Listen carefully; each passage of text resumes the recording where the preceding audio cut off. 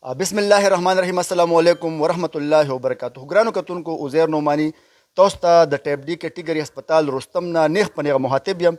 دا تقریبا ما سره 18 منټه کم 10 بجې دي د شپې. نن د خالي روز ده، د اتوار شپه ده او 22 تاریخ دی.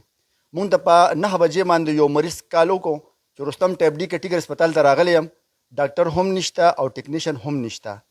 مونږ چې کله رالو په خپله باندې او د شپې هغه ډرس هم د تاسو کتی شي ودو آرام هم کو دغه ټلیفون سره راویښ شوم او چې کله معلومات مې وکړل چې واقعي رستم ټیپ ډي کټګوري هسپتال کې ډاکټر او ټیکنیشن نه و. دلته چې رالو معلومات مې وکړل نو کم چې کلاس 4 دي، دوه په ډیوټۍ باندې موجود، یو چوکیدار دی او یو چې کم دی ورسره وارډ بوای هم دی، هغه موجود دی. تپوس مې وکړو ډاکټران صاحبان هم نشته او ټیکنیشن هم نشته.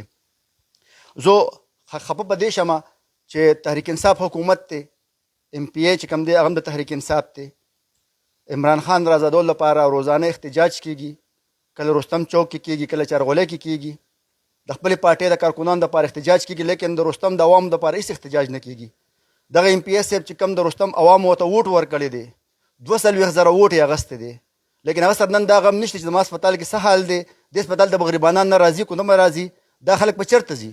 اوس دلته په رستم تحصیل کې چاته ایمرجنسي جوړ شو به چېرته ځي؟ تر دې پورې دا تقریبا دا 2 غنټې وشو چې ډاکټر هم نشته، ټیکنیشن هم نشته او مریضان چې کم دي بار بار راځي. اوس هم یو ګاډی راغی کېدای شي مریض پکې چېرته دغه اندازه نه لګي. او زه دې ټایم کې به اوس زمونږ چې کوم ام پی ایس صاحب دی هغه به زه په وټساپ باندې میلاوم او هغه سره به خبرې کوم چې د نمبر یې اوچت کوم، نو هغه سره به خبرې کوو چې دغه څه پوزیشن دی او د رستم هسپتال دپاره هغه چې کوم دی څه کوششونه کوي، څه هلې ځلې کوي یا کوي یا نه کوي.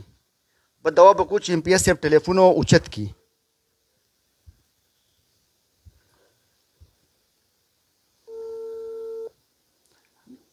دا کالینګ کې روان دی، ما په خیال چې افلاین دی جوړو. دا وګوره ام پی ایس صاحب نمبر مې میلاو کړی دی.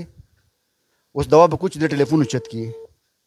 نن خو ځای په ځای ښکاره شوي، دواګانې ځای په ځای کړي دي، خو رستم هسپتال غم ورسره شته کو نشته. دې باره کې به تاسو خبرې کوم چې ټلیفون اوچت کړي.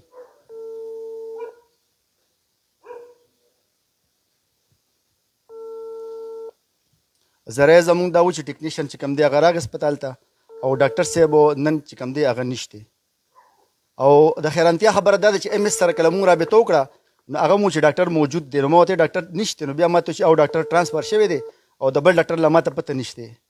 اندیر نګري چوپټراج هغه شهر ناپورسان ته جوړ شوی رستم نه، عوام هم دغه شانتي دي او مشران هم دغه شانتي دي. زما په خیال چې ام پی ایس صاحب به ودی 10 منټه کم 10 بجې دي او ام پی ایس صاحب ټلیفون چې کوم دی بند دی نه لګي. زه به یو ځل بیا غوښتنه وکړم کوم چې د خیبر پښتونخوا وزیر اعلی دی سهیل اپریدي نه، کوم چې زمونږ د هیلث ډپارټمنټ کم سیکټري دی، کم ډي جي دی، او په دې باندې چې زه ډي چو مردان ته هم دا ووایم ډاکټر شعیب صاحب ته چې دا رستم کټګوري ټیپ ډي کټګوري هسپتال دی. نن چې کوم دی په هغې کې دغه مریضان راغلي وو د شپې په 8 بجې باندې، په 8 بجې باندې، په 9 بجې باندې، په 9 بجې باندې، او ډاکټر چې کوم دی هغه هم نه و، ټیکنیشن چې کوم دی اوس دا د یو 15 منټه مخکې راغی تاسو ولیدو. دا زموږ رستم ټیپ ډي کټګوري هسپتال حال دی. بحیثیت رپورټر، بحیثیت د رستم یو شهري، دا زموږ ذمواري جوړه چې داسې مسلې هایلایټ کو او دغه افسرانو ته ورسو، دغه افسرانو ته وړاندې کو چې دلته د په کروړونو روپو په اربون روپو کم بلډینګ جوړ شوی دی. دې بلډینګ ته د عوامو ضرورت نشته. د عوامو ضرورت چې کم دی ډاکټر ته دی، دغه ټیکنیشن ته دی، سهولیاتو ته دی. د رستم مریضان به نن شپې له مردان ته ځي. څومره د تشویش خبره ده، د افسوس خبره ده چې دومره غټ یو هسپتال دی او پای کې یو ډاکټر هم موجود نه دی. 10 بجې د شپې اوس به نور مریضان هم راځي. دا چوکیدار صاحب چې کوم دی به ورته وایي چې تاسو مردان ته ځئ، ډاکټر صاحب نن نشته. زما دغه غوښتنه بیا هم ده کوم چې ذموار خلک دي په دې کې انوال دي هغې ته د کړي نه کړي سزا ورکړي شي. کوم چې دلته هم افسران دي، کوم مشران دي، هغې د غفلت نه کار اخلي، د هغې دې هم پورې تنزلي وکړي شي.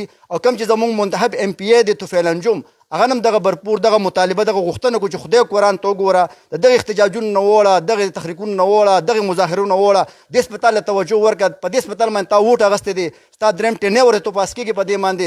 خدای قرآن ته دې توجه ورکړي، د رستم د خلک به تازه وکړي، بل ځل به 15 ووټ هم بیا وانخلي. د کیمرا ټیم سره وزیر نعمانی، رستم مردان.